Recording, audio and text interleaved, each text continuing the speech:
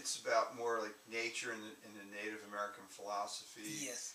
like communing with everything and respecting everything, and I think Yes. that's lost more in the modern world in the concept and the idea that you know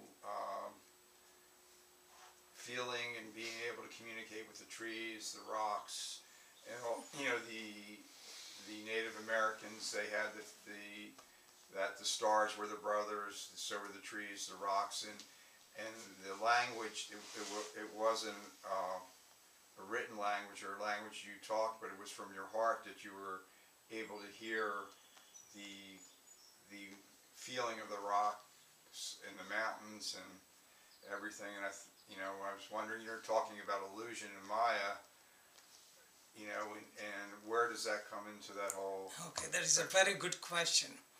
All the primitive tribes worship nature. They were close to nature. Okay. So if you consider the concept of Vedanta, in a yoga concept and whole ancient concept, they accepted nature as main thing. In India, culturally, they have all the rituals, and there is day for worshipping the tree, worshipping the river, worshipping cobra, worshipping cow, worshipping dog. There are rituals showing reverence for life. So that is predominant. Because looking from quantum physics or Vedanta philosophy, everything is the same. Same consciousness reflects in all. This is called Advaita Vedanta. Advaita means non-dual Vedanta, which is of little bit higher kind than Bhagavad Gita. Yoga is like you use Jnana Yoga, Karma Yoga, Raj Yoga, Bhakti Yoga. Advaita Vedanta, which is very difficult, I am studying these days. One is called Yoga Vashishta textbook and Ashtavakra Gita. These Ashtavakra Gita, don't worry, but these are for people who have evolved beyond basic duality. Gita is taught people who are in duality.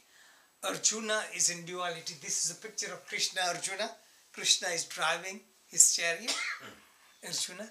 Duality, because he's confused. So Krishna teaches him all the yoga. But when people are much higher than Advaita Vedanta, which teaches there is nothing but only one consciousness. That's all. There is not I or you, animals, rock. Everything is consciousness. Same consciousness reflects in everyone. So that is the fundamental concept which tribes people followed it and applied it. But this is the basic concept. So you don't consider yourself to be separate. And that is also brings the idea about universality. Everyone is interconnected. In scripture they give example, a pot is in the room. When you break the pot, where does the air go? Air goes to the room. If you break the room, where does it go? In the pan. So this is called Ghata Akash. Ghata means pot. House is called Mathakash, and cosmic space is called Mahakash. There is no division. Space is not divided. We build the building, it torn down, space goes away.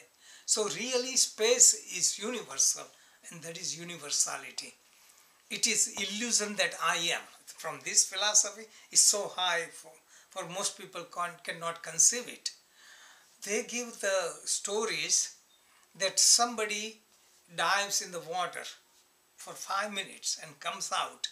During that time, he goes somewhere, gets married, have children, and the child is dying, he's starving from this, and then comes out. What time? 5 minutes.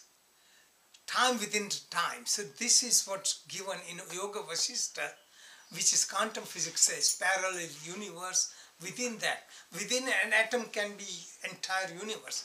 Everything is interconnected. Nothing is created, nothing is destroyed. Just like clay makes the pot. Clay is constant. Parts, you can make different parts. But we look at the part and we don't look at substance. You look at a necklace, earring or bracelet, you look at the ornament, but the goldsmith looks at gold. Gold is constant. Ornament cannot exist without gold, but gold can exist without ornament. Ocean can exist without waves. Waves cannot exist without ocean. All of us like waves, big and small.